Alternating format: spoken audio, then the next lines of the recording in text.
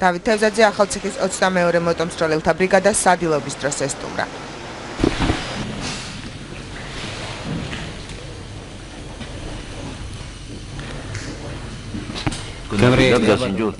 გასინჯდა ნახავ. აი გასინჯდა.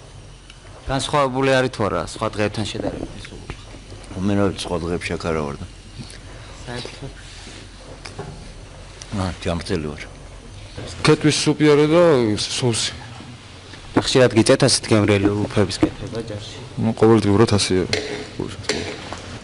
მინისტრის ჩამოსვლასთან ერთად დღეს ოფიცრებმა სამითვის აუღებელი ხელფასების ნაწილიც მიიღეს.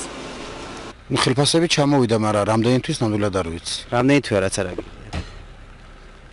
3. კი, დღეს უნდა დარიგდეს. ისე ყოველთვის არის გირო. დღესაც უნდა დარიგდეს. და დღეს რამდენი თვისას გაძლევ?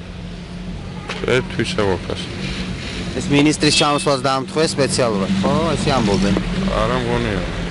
დღეს რატო დაგირიგეს მაინდა-მაინც? რა გუშინ მოიტანეს ხელფასები. ხელფასებს დაღებული უნდა გქონდეს, კი. აი. ხელფასები ნელ-ნელა გამოსწორდა.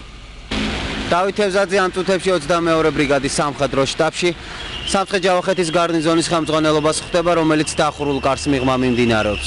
შეხვედრას ასევე ესწრებიან ახალქალაქისა და ნინოწმინდის რაიონის გამგებლები, რომლებიც ახალციხეში დღეს დილას ჩამოვიდნენ.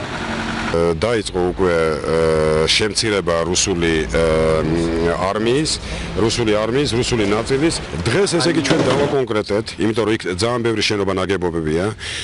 ესე იგი ქართულ არმიას არაფერი გადაეცემა. როგორ არ გადაეცემა? ჩვენ ვსაუბრობთ იმაზე, რომ ესე იგი დავაკონკრეტეთ უფრო ესე იგი ვრცლად, უფრო კონკრეტულად, ესე იგი რომელი შენობები გადაეცემა ამ შემთხვევაში მუნიციპალურ საკუთრებაში. გამგებლებთან შეხვედრის შემდეგ თევზაძემ ახალციხე დატოვა და თბილისში დაბრუნდა.